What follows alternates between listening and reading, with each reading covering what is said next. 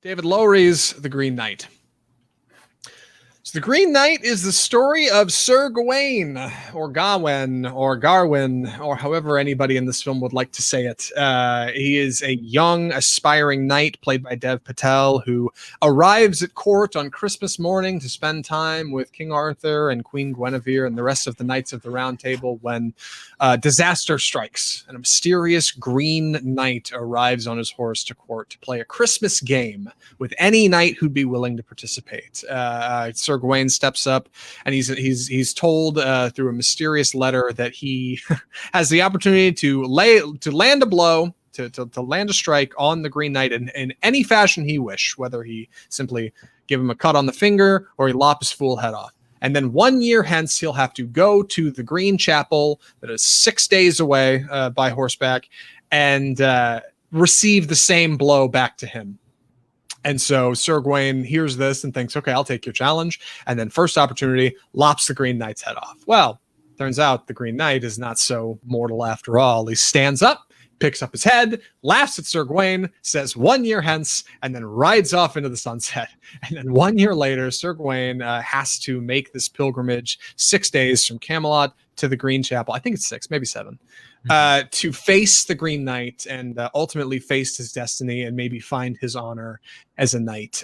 This is a very bold cinematic vision from David Lowery. This is an A24 film, so you're going to be getting some creepy stuff, right? You're going to get some weird horror imagery, and hopefully it'll make you feel something when you're sitting in your theater seat. And I certainly did. Hopefully Andy did as well. Andy, what did you think of The Green Knight?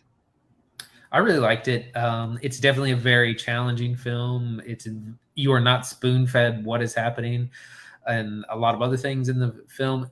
It is storytelling through the mechanism of cinema, which is primarily visual. You are shown everything and not told very much. Again, the broad strokes are there. He plays the Christmas game.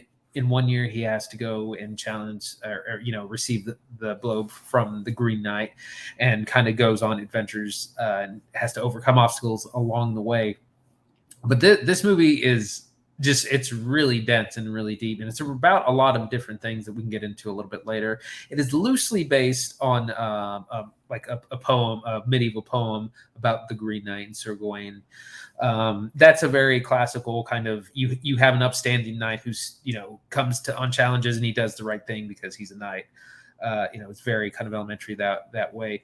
We do not get that kind of story here. We get someone who has no honor, who is not a knight, who is kind of like, we first see him in a brothel on Christmas morning, like waking up, and he has to run to mass, run to church, and this is our character. And then he's someone who has no tails, and so he must try, and that's what he wants. He wants to try and get this life, but he starts out as a man with no honor and has to kind of become that along the way. So it's a very different kind of telling of the tale. And there's also lots of there's things that aren't in the original tone poem.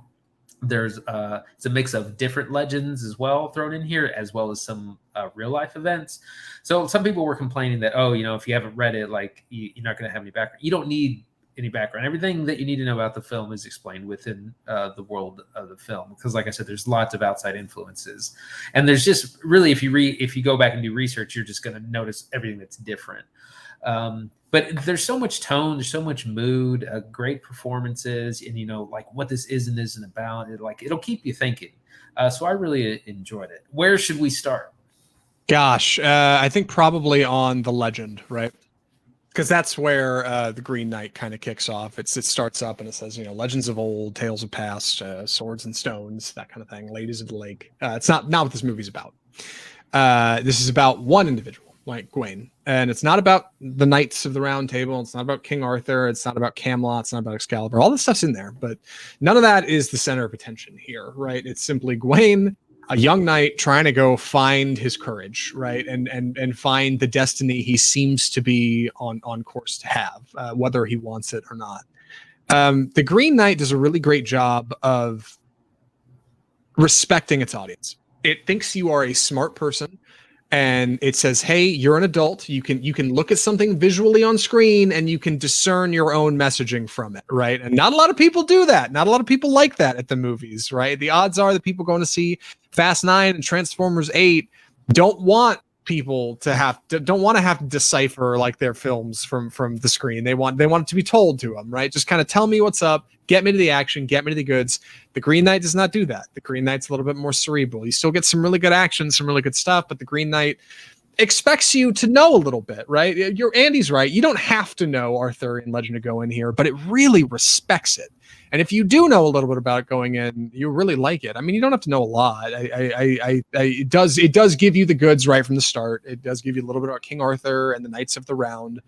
But it also doesn't hit you over the head with it. You know, when Arthur shows up on screen, it doesn't come up with like a subtitle on the bottom. It's like King Arthur.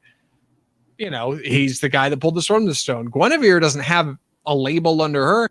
I'm not even sure anybody ever addresses them by name in the film. No, you just exactly know right. That's who it is. Yeah, because you know what you've signed up for here. Like you have an idea of what the Green Knight is. You know it's Arthurian legend.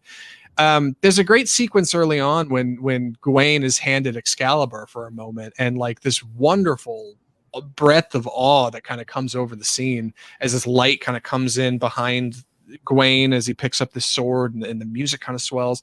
It shows how much this stuff means to the character, to Gawain, how important Arthur is to him, how important Excalibur is to him, to Camelot, to being a knight, to having purpose. It shows it just in this moment, him holding a sword. It shows what that is. And it's able to do that without telling you, look, it's Excalibur. It's the sword from the stone. Like it doesn't have Guys, to. yeah. Yeah, like right. Remember when this happened? Like it doesn't elbow you in the ribs and like expect you to figure it out. It just kind of presents it and says, hey, come along with us on this kind of whimsical journey. And then from there, we get the descent into the deep, dark madness when the Green Knight shows up. And I love that. That stuff's exciting. So I love the way this film respects the lore and plays into that instead of trying to run in a drastically different direction or say that it's something it's not. It really pays homage to what came before in a really, really good way. Yeah, it gives us a Camelot of that's not like in its prime.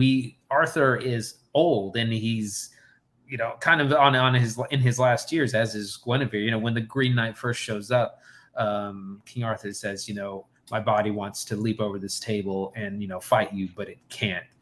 You know, so who else among you will take up this challenge? And you know, there's also Merlin is in here too. He's never explicitly named. You just know kind of who this is. But you know, it's dirty. Again, we find Sir Gawain in a brothel at the beginning. There's, you know, animals and stuff. It looks like an actual medieval town instead of just like an Arthurian legend like we would kind of imagine a very Hollywood version. So it's very dark and gritty. And I mean, like people understand, like Arthur's a little hard to understand because he's old and he kind of has a strange accent. But again, this idea of you got to get out there and do something with your life. It's a little bit of a failure to launch situation with Gawain and his mother, who's a witch warlock, also has a hand in this as well. But her and King Arthur's family, like they want great things for him, and they want him to kind of grow up and do great things. Yeah, you're exactly right on the kind of failure to launch. But Gawain is a young knight, and like he's gone on very few adventures, right? And he has not done much to make a name for himself, and he's kind of just enjoying the benefits of knighthood without actually having to put in any of the effort. So when presented with the opportunity to defend his crown and his king and his country, he literally leaps at the chance, jumps up to say, "I will fight this knight. Like I will do it. Like this is my burden. I'll do it." And then he is saddled with like the immediate repercussions of having to deal with the fallout from that. And that's, you know, a big step for him. And then Helen really wanted to see it because she loves Arthurian legend. She loves the story of the Green Knight. And she was afraid this was going to be a lot more horror because it's an A24 film and she doesn't watch a lot of those. She thought, well, this is going to be scary. And I'm pleased to say it's not. The Green Knight uses a lot of horror elements. It uses a lot of horror imagery, and it certainly instills some horrific tones without ever actually hitting you with like a jump scare. I think there's kind of one once, maybe, if you want to call it a jump scare. Otherwise, Lowery never does it. And he so easily could have. There are multiple scenes in this film where Gawain is seeing something of witchcraft or mystery, where he easily could have hit you with an orchestra sting and cut the camera real hard and would have scared the hell out of everybody in the audience. Never does it once, because it's not what this movie's about. He's not trying to scare you. This is not a horror feature. This is about somebody finding something inside of themselves, plucking up the courage to be bigger.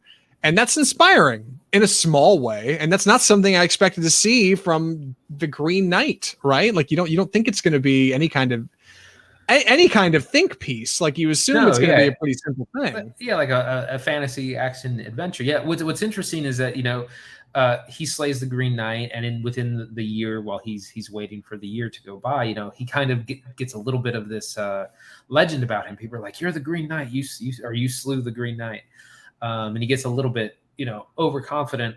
Fine, and he doesn't actually want to go and seek out the Green Knight for this adventure, but he's kind of realized, well, it's a little bit of an imposter syndrome. He's like, well, now I got this legend. Everyone's expecting me to do this. I can't not. And so it's interesting because he sets out, sword, axe, shield, his steed, and things go wrong like right away.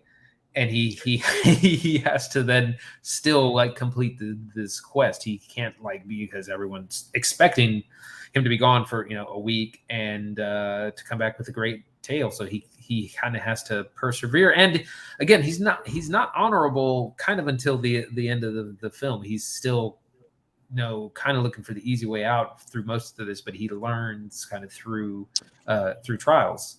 Right. Ultimately, this quest to reach kind of this finish line. And what's so interesting is you don't really know what happens when he gets there, right? Will the Green Knight return the blow? Will he lop off Gawain's head just like Gawain did to him, without remorse, without question?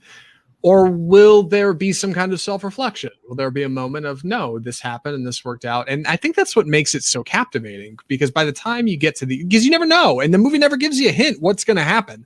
The whole time, Gawain's like, I really don't want to go. Like, this is not going to work out for me. As this year kind of goes on, you get this wonderful visual of this like children's puppet show outside the castle where like local puppeteers and jesters play up this tale of Gawain and the Green Knight.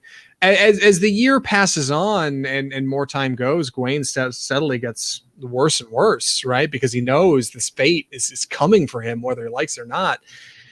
And then when he sets out to kind of go on this adventure and pluck up the courage, that's when he starts to kind of come into his own, and we start to find him as a character. At the beginning of the film, he's relatively unlikable. He hangs out at a brothel, right? He's doing nothing. He's handsome. Patel's handsome.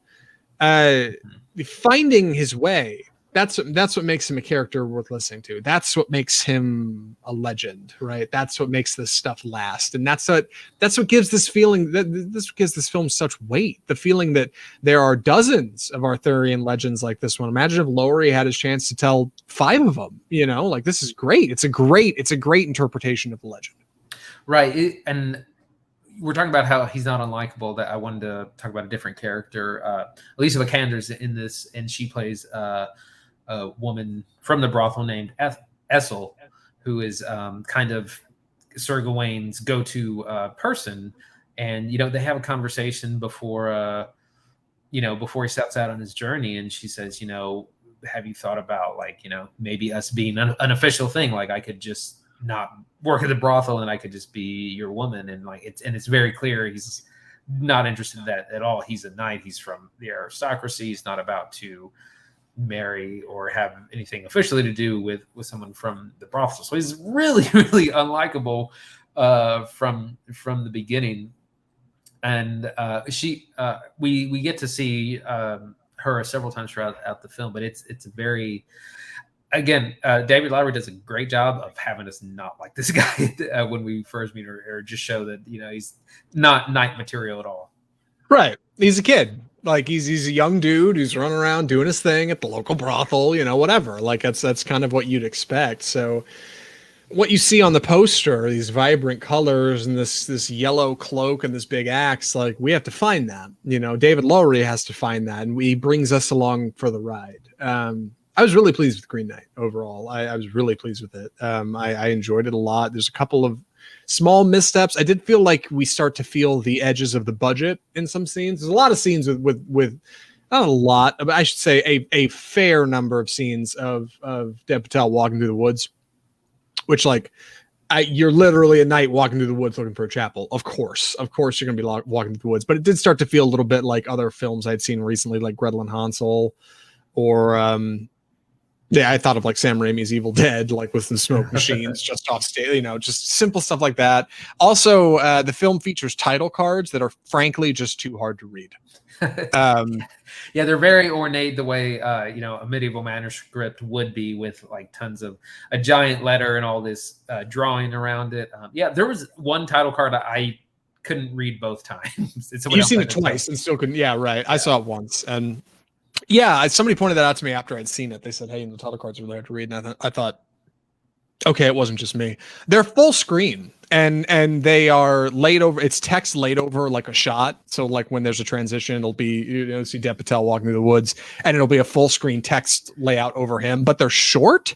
They fade out really quickly, and they're also so big, and they're all different old fonts, like Germanic fonts, and so they're just hard to read, and you don't get a lot of time. They go real fast. Yeah, exactly. Yeah, so between that and maybe a couple too many shots just hanging out in the woods, like otherwise, like this movie's real good. It's real good, man. Like there's a lot of really good work in this film.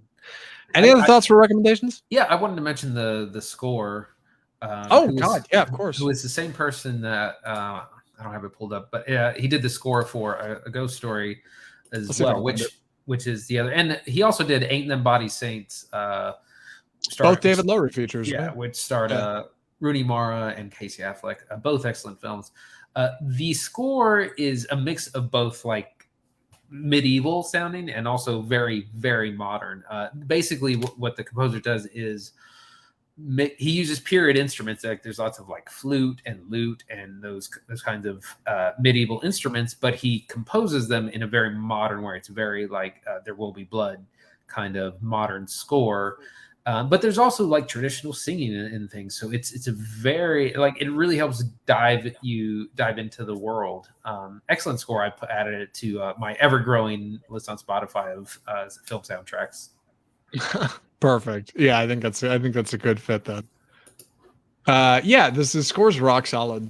Very, very good to listen to. And again, I didn't really get a chance to talk about it a whole lot, but the cinematography is really good. Some really solid coloring, a lot of really great use of light, and I think Lowery's a big fan of practical effects, and it shows. Like, just feels like a good, solid A24 feature. Really pleased with this one. Andy, any other thoughts for recommendations? I'm ready. Andy, would you recommend David Lowery's The Green Knight? Absolutely. A really incredible fantasy telling of this tale. Very modern as well. Again, the original tone poem would be kind of boring to see. So he does a very interesting treatment of the work. Again, it's the legend, but also mixing other legends and also some real life elements.